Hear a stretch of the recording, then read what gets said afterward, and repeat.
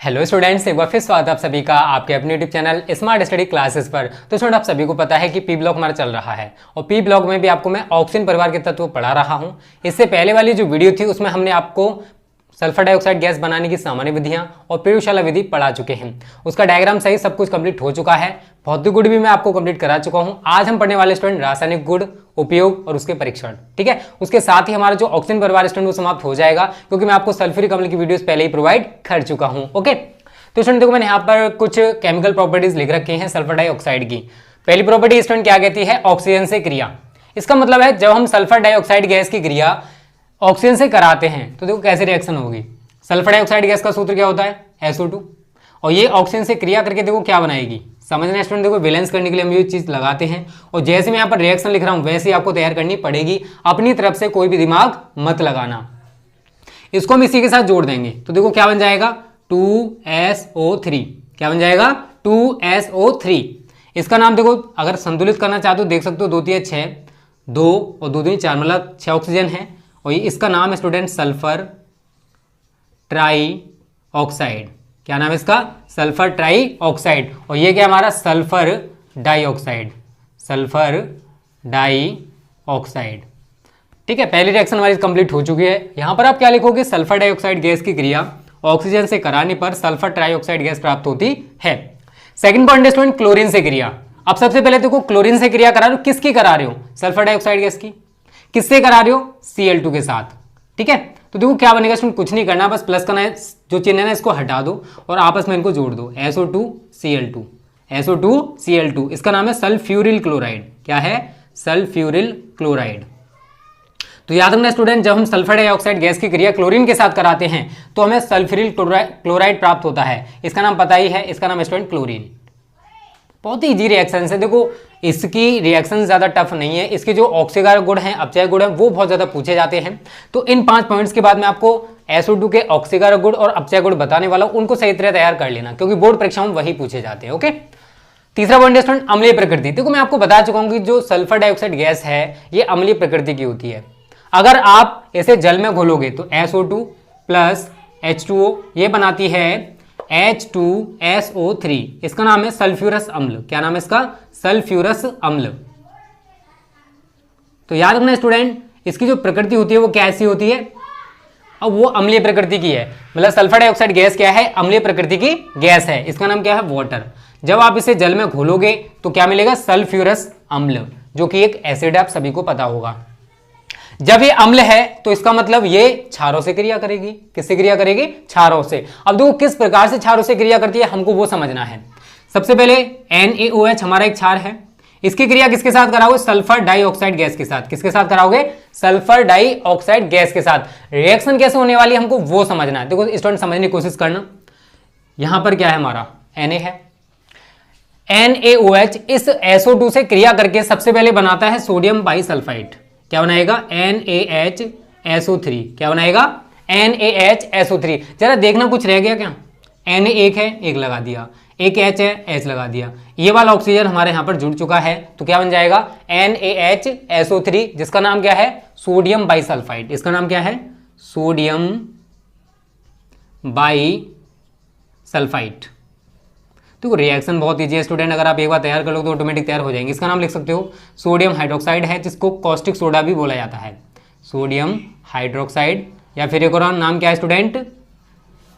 Caustic soda. एक caustic potash होता है। कॉस्टिक पोटास का मतलब है KOH। पोटेशियम हाइड्रोक्साइड को हम कॉस्टिक पोटास कहते हैं और सोडियम हाइड्रोक्साइड को हम कॉस्टिक सोडा कहते हैं। इस चीज को याद रखना। और NaHCO3 ये हमारा खाने का सोडा होता है, जिसको बेकिंग पाउडर भी बोला जाता है, ठीक है। सोडियम बाइकार्बोनेट, जिसको खाने का सोडा कहते हैं ना, उसका सूत्र ये होता है। तो देखो स्टूडेंट, केमिकल रिएक्शन सीखनी है तो सबसे बड़ी जो चीज होती है ना वो होती है आपकी सूत्र। अगर आपको सूत्र तैयार तो आप रिएक्शन को आसानी से कर सकते हो, अन्यथा नहीं कर पाओगे। अगली जो रिएक्शन है स्टूडेंट, उसमें क्या बोला गया है कि जब हम सल्फर डाइऑक्साइड गैस को चूने के पानी में, चूने का पानी इसका मतलब क्या है? देखो बिना बुझा चूना होता है, अगर आप उसे जल में घोल दोगे तो क्या बन जाएगा? चूने का पानी बन जाएगा। जब इसे हम चूने के पानी में प्रवाहित करते हैं तो उसका जो कलर है वो दूधिया हो जाता है। कैसा हो जाता है? दूधिया। रिएक्शन कैसे होगी वो समझना है। देखो चूने का पानी, इसका सूत्र आप याद रखना, CaOH का होल ट्वाइस। इसमें क्या प्रोवाइड कर रहे हो? SO2। क्या प्रोवाइड कर रहे हो? SO2। तो देखो स्टूडेंट होगा क्या समझना, Ca है, सी लिखोगे, SO2 है SO2 लिख दिया। उसके बाद देखो एक ऑक्सीजन यहां पर जोड़ दोगे तो क्या बन जाएगा SO3, क्या बन जाएगा SO3। अब देखो जरा यहां पर क्या रह गया, 2H रह गए और एक ऑक्सीजन, क्योंकि एक ऑक्सीजन हमने इसके साथ जोड़कर यहां लगा दिया है, तो यहां पर क्या रह गया हमारा 2H है, एक O है, तो प्लस H2। ये है हमारा कैल्शियम सल्फाइड। देखो कैल्शियम सल्फाइड की वजह से जो कलर है वो कैसा हो जाता है, दूधिया हो जाता है, ठीक है ना, क्योंकि ये सफेद अवक्षय बनता है जिसकी वजह से कलर जो है वो कैसा हो जाएगा, दूधिया। तो इस प्रकार से इसका नाम लिख सकते हो, बिना बुझा चूना लिख सकते हो, कैल्शियम हाइड्रोक्साइड लिख सकते हो, कैल्शियम हाइड्रोक्साइड, ठीक है।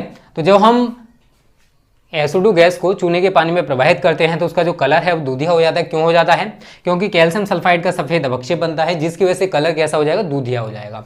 तो इसमें यहाँ पर ये 5 इंपॉर्टेंट केमिकल रिएक्शंस हम कंप्लीट कर चुके हैं। इसके बाद मैं आपको ऑक्सीकार गुण और अपचय गुण पढ़ाने वाला हूँ, उनको सही तरह समझना क्योंकि बोर्ड परीक्षा में वही पूछे जाते हैं। ओके, तो स्टूडेंट देखो यहाँ पर SO2 के ऑक्सीकारक गुण और अपचय गुण मैंने यहाँ पर लिख दिए, इनकी रिएक्शंस मैं आपको कराने वाला हूँ। अपचय गुण और ऑक्सीकारक गुण लिखिए। तो देखो किस तरीके से आपको लिखने हैं वो समझ लो। शायद बहुत सारे बच्चों को अभी ये नहीं पता होगा कि ऑक्सीकारक और अपचय का मतलब क्या होता है। तो फर्स्ट ईयर का टॉपिक स्टूडेंट होता है ये ऑक्सीकारक अपचयक वाला, SO2 के ऑक्सीकारक और अपचय गुण। तो पहला स्टूडेंट SO2 द्वारा H2S का सल्फर में ऑक्सीकरण। तो देखो होने क्या वाला है, 2H2S प्लस SO2। अभी किस में टूटेगी स्टूडेंट समझना, देखो 2H2 है, यहां से 2 ऑक्सीजन ले लो तो क्या बन जाएगा 2H2O, क्योंकि दोनों ऑक्सीजन हम यहां पर लगा देंगे। उसके बाद देखो सल्फर कितना बचा, एक सल्फर ये रहा और 2 एकम 2, मतलब टोटल सल्फर कितने हो जाएंगे हमारे पास 3, तो 3S, क्या हो जाएगा 3S। तो सल्फर डाइऑक्साइड गैस ने क्या किया, H2S को सल्फर में ऑक्सीकृत कर दिया। इसका नाम क्या है, हाइड्रोजन सल्फाइड है, इसका नाम सल्फर डाइऑक्साइड है, इसका नाम वाटर है और ये हमारा सल्फर है। नाम जरूर लिख लेना स्टूडेंट, जिससे कि आपको याद रहे, क्योंकि केमिकल रिएक्शन आप तभी कर पाओगे जब आपको ये नाम तैयार होंगे। अगला स्टूडेंट SO2 द्वारा मैग्नीशियम का मैग्नीशियम ऑक्साइड में ऑक्सीकरण। रिएक्शन समझ लो देखो कैसे होगी, Mg, तो यहां पर 2Mg ले लो। क्रिया किसके साथ करा रहे हो, SO2 के साथ, तो SO2 is given you 2Mg है, ये दोनों के दोनों ऑक्सीजन इसके साथ जोड़ दो यहां पर, तो क्या लिख सकता हूं इसको 2MgO, क्या लिख सकता हूं 2MgO, क्योंकि दोनों ऑक्सीजन मैंने Mg के साथ लगा दिए। उसके बाद देखो क्या रह गया, जरा देखना, ये S रह गया ना बस, तो प्लस S कर दो, क्या कर दोगे प्लस S।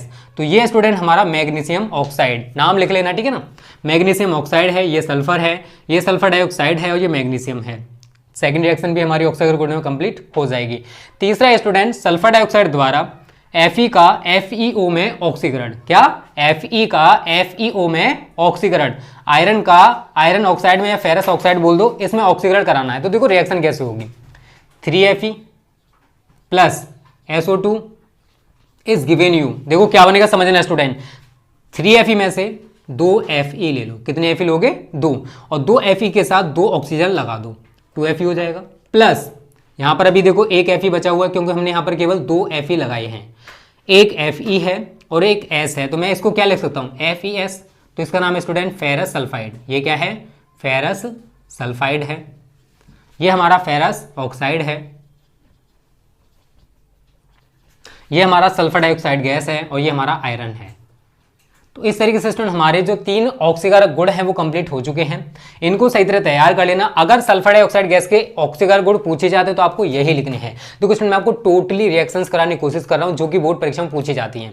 आपके लिए हर चीज प्रोवाइड करने की कोशिश कर रहे हैं हम लोग, जो कि आपको 90+ स्कोर करने में हेल्प कर सकती है। टेंशन ना लो, बेस्ट तरीके से तैयारी कराएंगे, ऐसा कोई क्वेश्चन नहीं आने वाला इस बार बोर्ड परीक्षा में जो आपको हमने ना कराया हो, टेंशन ना लो। ओके, अपचय गुण में स्टूडेंट पहला है SO2 द्वारा Cl2 का HCl में अपचयन। रिएक्शन समझो देखो कैसे होगी, SO2 लिखोगे, क्रिया किससे करा रहे हो Cl2 के साथ, लेकिन यहां पर जल भी लोगे, क्या लोगे 2H2। अपचय गुण में देखो इसमें भी 2H2 है, इसमें भी 2H2 से ही कराऊंगा, समझना कैसे होगी रिएक्शन। इज गिवन यू, क्या होने वाला है वो समझना आपको। देखो टोटल H देखोगे तो स्टूडेंट कितने हैं जरा देखना, यहाँ पर हमारे पास हैं 4H और यहाँ पर हैं 2 Cl। तो मैं क्या कर सकता हूँ, एक तो मैं HCl बना दूंगा, क्या बना दूंगा 2HCl बन जाएगा, क्या बन जाएगा 2HCl, मतलब यहां पर कितने हाइड्रोजन है 4 में से 2 लगा दिए, अभी 2 बचे हुए हैं, तो मैं इसको H2 लिख सकता हूं, क्या लिख सकता हूं H2। सल्फर कितना है समझना स्टूडेंट, देखो इसी तरीके से आपको रिएक्शन करनी है। जब तक आप इनकी प्रैक्टिस नहीं करोगे तब तक आपको रिएक्शन नहीं आएगी, चाहे मैं कितना भी समझा लूं, ठीक है ना। H2 के साथ S को जोड़ोगे, उसके बाद देखो ऑक्सीजन कितने बचे हुए हैं 2 ऑक्सीजन हमारे पास ये रहे और 2 ऑक्सीजन हमारे पास ये रहे, टोटल ऑक्सीजन कितने हो गए 4, तो मैं SO4 लिख सकता हूं। तो ये हमारा सल्फ्यूरिक एसिड, क्या है ये सल्फ्यूरिक एसिड, और ये हमारा हाइड्रोक्लोरिक अम्ल है, ये हमारा क्लोरीन है, ये हमारी सल्फर डाइऑक्साइड गैस है। तो इस तरीके से पहला अपचय गुण हमारा समाप्त हो जाएगा। सेकंड है स्टूडेंट, SO2 द्वारा फेरिक सल्फेट का फेरस सल्फेट, इसका नाम क्या है फेरिक सल्फेट है और इसका क्या है फेरस सल्फेट है, इसमें अपचयन रिएक्शन उसी तरीके से थोड़ी सी जो हमने अभी ऊपर किया, तो SO2 प्लस Fe2SO4 का होल थ्राइस प्लस 2H2, ठीक है। इसी तरीके से आप रिएक्शन को दिखाओगे जैसे मैं आपको करा रहा हूं, अपना दिमाग मत लगाना। और बात आती है बैलेंस करने की स्टूडेंट, ये बैलेंस हर रिएक्शन में अलग अलग तरीके से होता है, किसी रिएक्शन में इस तरीके से होगा, किसी में इस तरीके से होगा, सभी में देख रहे हो अलग अलग तरीके से। ये जो वैलेंसी होती है डिपेंड करती है हमारे प्रोडक्ट के ऊपर कि हमारा प्रोडक्ट क्या बना है, उसी के आधार पर हम वैलेंसी को करते हैं कि हमें इधर कितने अणु लेने हैं जिससे कि हमारी जो रिएक्शन है वो संतुलित हो जाए। तो अगर आपको प्रोडक्ट पता है कि हाँ इस रिएक्शन में ये प्रोडक्ट बनेगा तो आप रिएक्शन कर पाओगे, तब आप रिएक्शन को आसानी से बैलेंस कर सकते हो। हर रिएक्शन को अलग अलग तरीके से बैलेंस किया जाता है। ओके, यहां पर क्या होने वाला है वो समझो स्टूडेंट, समझना जो मैं आपको समझाऊंगा। देखो क्या होने वाला है वो देखो स्टूडेंट, होने क्या वाला वो समझो। SO2 है, यहां हमारा Fe2SO4 का होल थ्राइस है। हमें एक चीज पता है कि हमारा FeSO4 तो बनेगा। Fe कितने हैं तो मैं क्या करूंगा 2Fe लगा दूंगा, क्या करूंगा 2Fe लगा दूंगा। उसके बाद देखो SO4 हमारे पास यहां पर कितने 3 हैं, तो 3 में से 2 SO4 स्टूडेंट आप यहां पर जोड़ दोगे, कितने जोड़ोगे 2। तो अब हुआ क्या, ये हमारा Fe पूरा खत्म हो चुका है, SO4 में से भी 2 SO4 हम यहां पर लगा चुके हैं, अभी हमारे पास एक SO4 यहां बचा हुआ है। उसके बाद H2 है, तो मैं यहां पर क्या लिखूंगा 2H2, ठीक है ना, ये वाला 2H2 मैंने यहां पर लगा दिया। SO2 है तो स्टूडेंट देखो SO2 लिख दिया मैंने, ठीक है ना, समझना मैं जो समझाना चाहता हूं। एक SO4 हमारे यहां बचा हुआ है और ये वाले देखो 2 ऑक्सीजन हैं, ये वाले 2 ऑक्सीजन अभी बचे हुए हैं, समझना, देखो 2 ऑक्सीजन बचे हुए हैं तो मैं यहां पर SO4 कर सकता हूं। अब देखो ये 2 SO4 हो चुके हैं, तो एक SO4 हमारा जो यहाँ बचा हुआ था वो भी हमने लगा दिया, और SO2 और 2 ऑक्सीजन ने एक SO4 बनाएंगे वो भी हम यहाँ लगा चुके हैं। तो इस तरीके से स्टूडेंट हमें फेरस सल्फेट सल्फ्यूरिक अम्ल मिल जाएगा, ये हमारा फेरिक सल्फेट है और ये हमारी सल्फर डाइऑक्साइड गैस है। तो इस तरीके से स्टूडेंट हमारा दूसरा अपचय गुण भी समाप्त हो गया है। उम्मीद करता हूं यहां तक आपको सब कुछ क्लियर हो रहा होगा। कोई भी दिक्कत हो, कोई भी परेशानी, कमेंट बॉक्स आपके लिए बना होता है। अगर कोई भी रिएक्शन क्लियर नहीं होती है तो इसमें मुझे आप बता सकते हो। बट स्टूडेंट देखो रिएक्शंस अगर आपने पहले से नहीं कर रखे हैं तो आपको थोड़ी सी प्रैक्टिस करनी पड़ेगी, तभी आप रिएक्शन सीख पाओगे, ठीक है। आज के मेरे लास्ट रिएक्शन है, इसके बाद चलो एक और रिएक्शन कराएंगे हम विरंजक गुण, ठीक है ना। 8वां पॉइंट होगा विरंजक गुण, पूछा जा सकता है इसलिए हम कोई भी पॉइंट छोड़ना नहीं चाहते।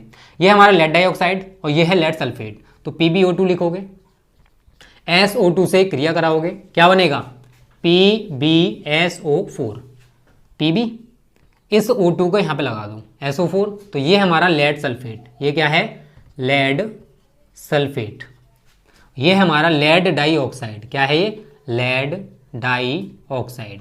तो इस तरीके से स्टूडेंट हमारे 3 ऑक्सीकारक गुण और 3 अपचय गुण कंप्लीट हो चुके हैं। तो जल्दी से इसका स्क्रीनशॉट ले लो। उसके बाद मैं आपको एक पॉइंट और कराने वाला हूं विरंजक गुण, ठीक है। उसके बाद हमारे जो इसके रासायनिक गुण है वो समाप्त हो जाएंगे।